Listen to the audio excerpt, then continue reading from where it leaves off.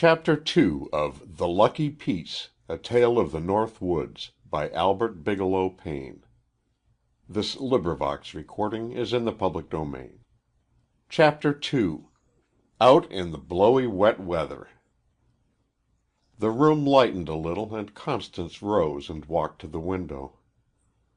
"It isn't raining so hard any more," she said. "I think I shall go for a walk in the park." The young man by the fire looked a little dismayed. The soft chair and the luxurious room were so much more comfortable than the park on such a day as this. "Don't you think we'd better put it off?" he asked, walking over beside her. "It's still raining a good deal, and it's quite windy." "I said that I was going for a walk in the park," the girl reiterated. "I shall run, too. When I was a child I always loved to run through a storm. It seemed like flying. You can stay here by the fire and keep nice and cozy. Mamma will be glad to come in and talk to you. She will not urge you to do and be things. She thinks you well enough as you are. She says you have repose, and that you rest her. She means, of course, after a session with me. I have the greatest regard for your mother. I might even say sympathy. Indeed, when I consider the serene yet sterling qualities of both your parents, I find myself speculating on the origin of your own, rather unusual, and, I hasten to add, wholly charming personality." She smiled, but he thought a little sadly. "I know," she said. "I am a trial, and, I want to be such a comfort to them." Then she added, somewhat irrelevantly, "But Father made his fight, too. It was in trade, of course, but it was a splendid battle, and he won. He was a poor boy, you know, and the struggle was bitter. You should stay and ask him to tell you about it. He will be home presently." He adopted her serious tone. "I think myself I should stay and have an important talk with your father," he said. "I have been getting up courage to speak for some time." She affected not to hear, and presently they were out in the wild weather, protected by waterproofs and one huge umbrella, beating their way toward the 59th Street entrance to Central Park. Not many people were there, and, once within, they made their way by side paths, running and battling with the wind, laughing and shouting like children, until at last they dropped down on a wet bench to recover breath.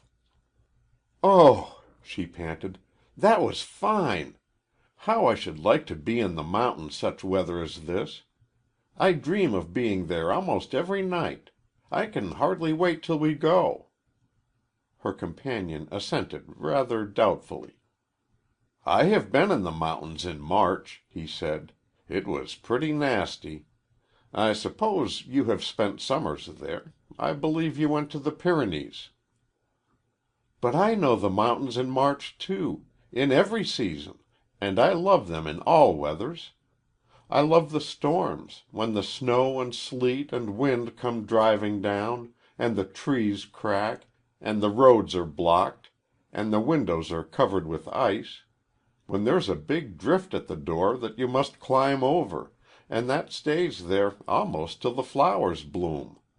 And when the winter is breaking, and the great rains come, and the wind it's no such little wind as this, but wind that tears up big trees and throws 'em about for fun, and the limbs fly, and it's dangerous to go out unless you look everywhere, and in the night something strikes the roof, and you wake up and lie there and wonder if the house itself won't be carried away soon, perhaps to the ocean, and turn into a ship that will sail until it reaches a country where the sun shines, and there are palm trees, and men who wear turbans, and where there are marble houses with gold on them.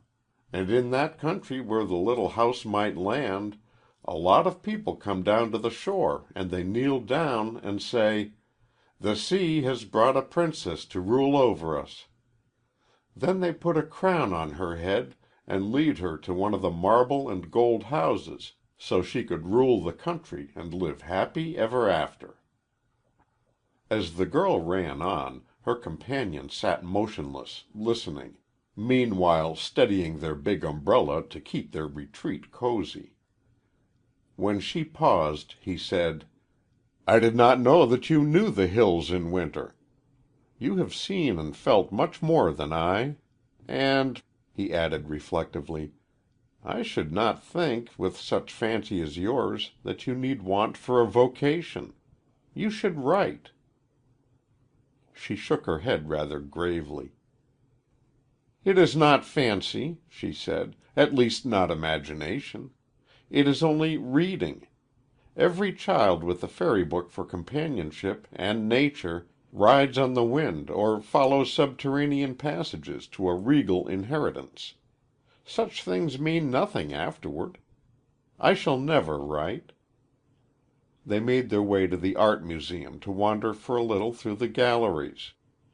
In the Egyptian room they lingered by those glass cases where men and women who died 4,000 years ago lie embalmed in countless wrappings and cryptographic cartonnage. Exhibits now, for the curious eye, waiting whatever further change the upheavals of nations or the progress of an alien race may bring to pass. They spoke in subdued voice as they regarded one slender covering which enclosed a lady of the House of Arton, trying to rebuild in fancy her life and surroundings of that long ago time. When they passed to the array of fabrics, bits of old draperies and clothing, even dolls' garments, that had found the light after 40 centuries, and they paused a little at the cases of curious lamps and ornaments, and symbols of a vanished people. "Oh, I should like to explore," she murmured as she looked at them.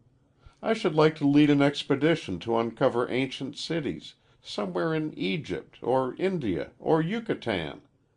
I should like to find things right where they were left by the people who last saw them, not here, all arranged and classified, with numbers pasted on them.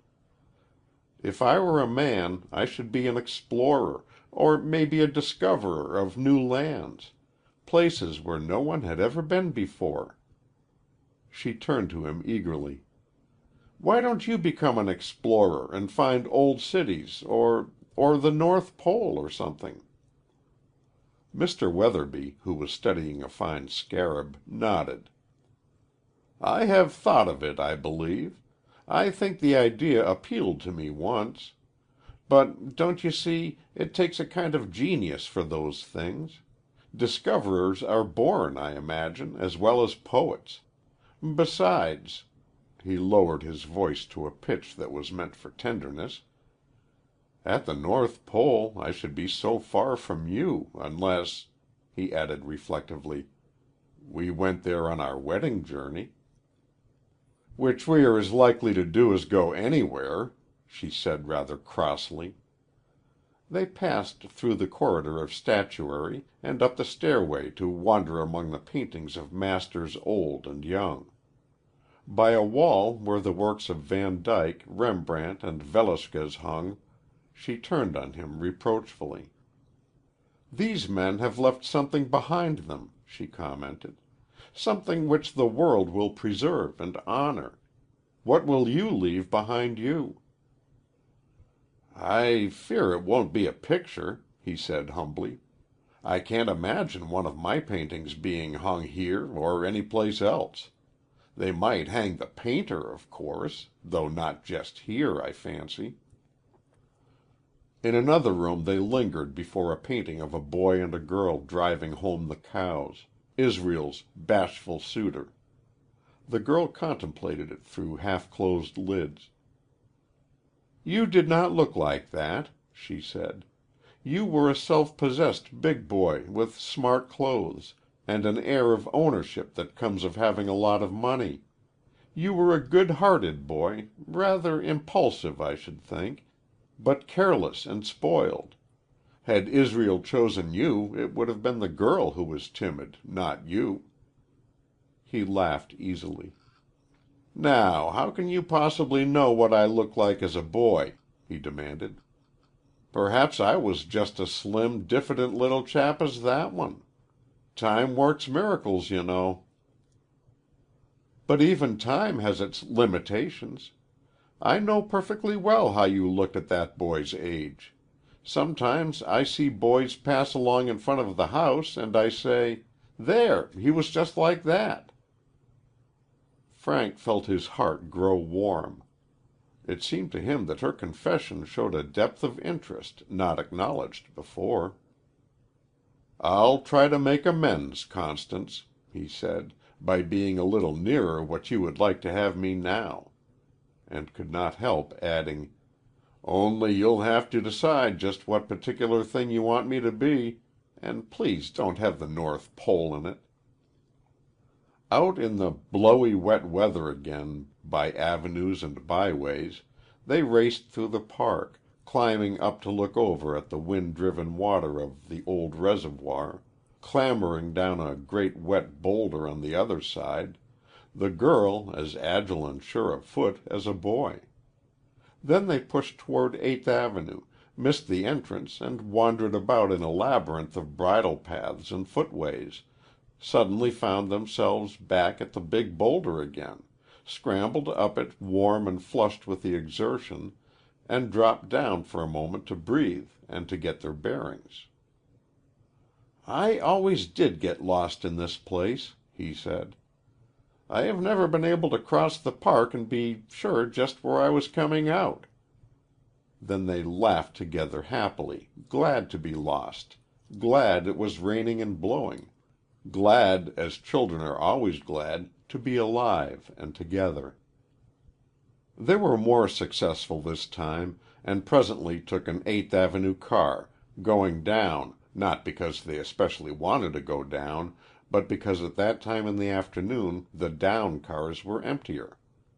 They had no plans as to where they were going, it being their habit on such excursions to go without plans and to come when the spirit moved. They transferred at the Columbus statue, and she stood looking up at it as they waited for a car.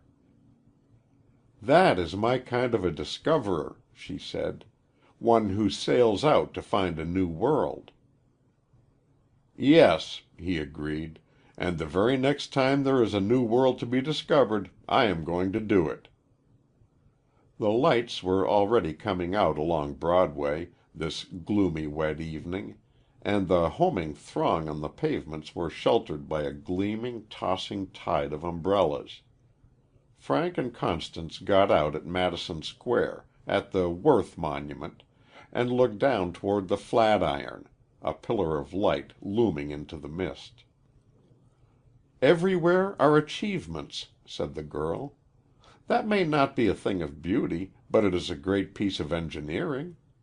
They have nothing like those buildings abroad, at least I have not seen them. Oh, this is a wonderful country, and it is those splendid engineers who have helped to make it so. I know of one young man who is going to be an engineer. He was just a poor boy, so poor, and has worked his way. He would never take help from anybody. I shall see him this summer, when we go to the mountains. He is to be not far away. Oh, you don't know how proud I shall be of him, and how I want to see him and tell him so.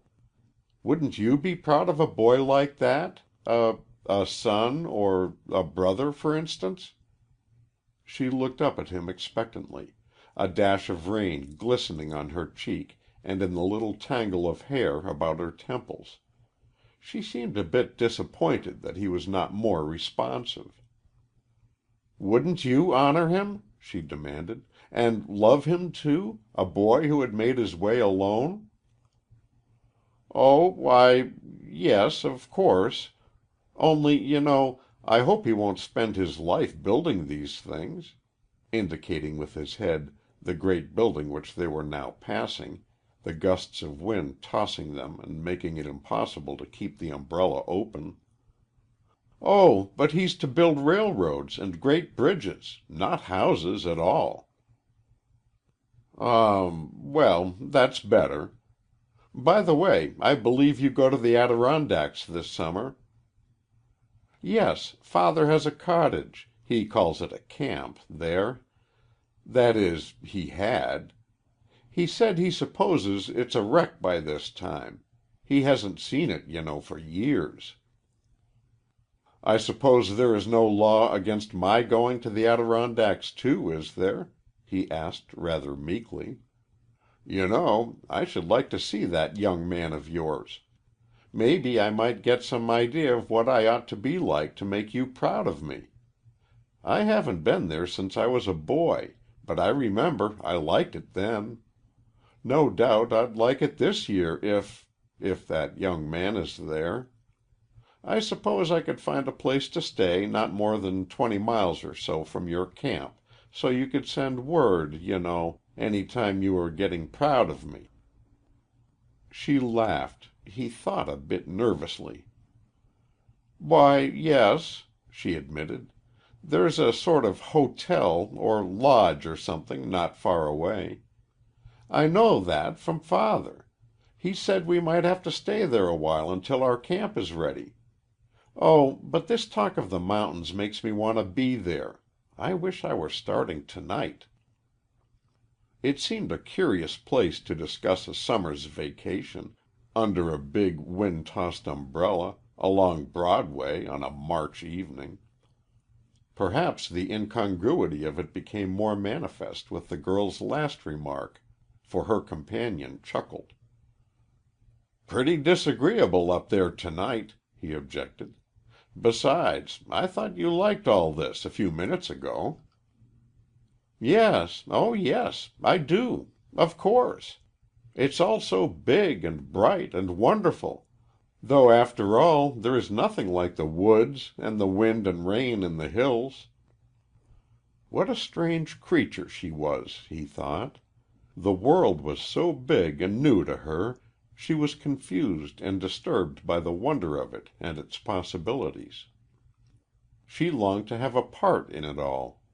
She would settle down presently and see things as they were, not as she thought they were. He was not altogether happy over the thought of the young man who had made his way and was to be a civil engineer. He had not heard of this friend before. Doubtless it was some one she had known in childhood. He was willing that Constance should be proud of him. That was right and proper, but he hoped she would not be too proud or too personal in her interest. Especially if the young man was handsome.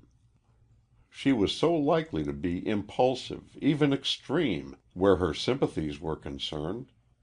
It was so difficult to know what she would do next.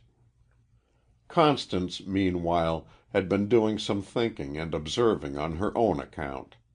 Now she suddenly burst out, "Did you notice the headlines on the newsstand we just passed? The bill that the President has just vetoed? I don't know just what the bill is, but Father is so against it. He'll think the President is fine for vetoing it."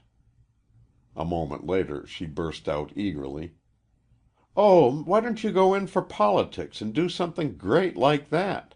A politician has so many opportunities. I forgot all about politics." He laughed outright. "Try to forget it again," he urged.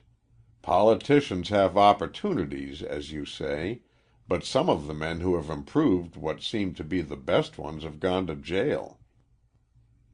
"But others had to send them there. You could be one of the noble ones." "Yes, of course. But you see, I've just made up my mind to work my way through a school of technology and become a civil engineer, so you'll be proud of me. That is, after I've uncovered a few buried cities and found the North Pole. I couldn't do those things so well if I went into political reform." Then they laughed again, inconsequently, and so light-hearted, she seemed that Frank wondered if her more serious moods were not for the most part make-believe, to tease him. At Union Square they crossed by 17th Street back to Fifth Avenue. When they had tacked their way northward for a dozen or more blocks, The cheer of an elaborate dining room streamed out on the wet pavement. "It's a good while till dinner," Frank observed. "If your stern parents would not mind, I should suggest that we go in there and have, let me see, something hot and not too filling. I think an omelette souffle would be rather near it, don't you?" "Wonderful," she agreed.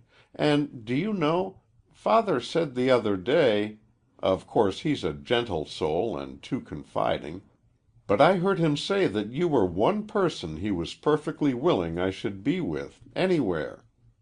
I don't see why, unless it is that you know the city so well."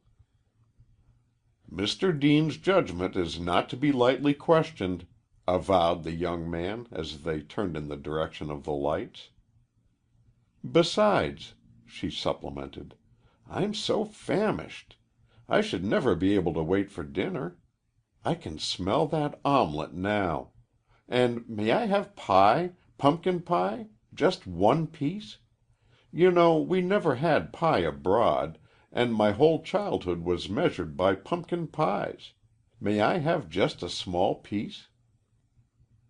Half an hour later, when they came out and again made their way toward the Deane mansion, the wind had died and the rain had become a mild drizzle. As they neared the entrance of her home they noticed a crouching figure on the lower step. The light from across the street showed that it was a woman, dressed in shabby black, wearing a drabbled hat, decorated with a few miserable flowers. She hardly noticed them, and her face was heavy and expressionless. The girl shrank away and was reluctant to enter. "It's all right," he whispered to her. "That is the Island type. She wants nothing but money. It's a chance for philanthropy of a very simple kind." He thrust a bill into the poor creature's hand. The girl's eye caught a glimpse of its denomination.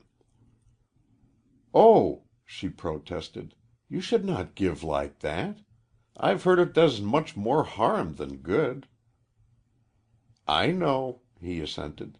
"My mother says so. But I've never heard that she or anybody else has discovered a way really to help these people." They stood watching the woman, who had muttered something doubtless intended for thanks, and was tottering slowly down the street. The girl held fast to her companion's arm, and it seemed to him that she drew a shade closer as they mounted the steps. "I suppose it's so, about doing them harm," she said. "And I don't think you will ever lead as a philanthropist. Still, I'm glad you gave her the money. I think I shall let you stay to dinner for that." Chapter 2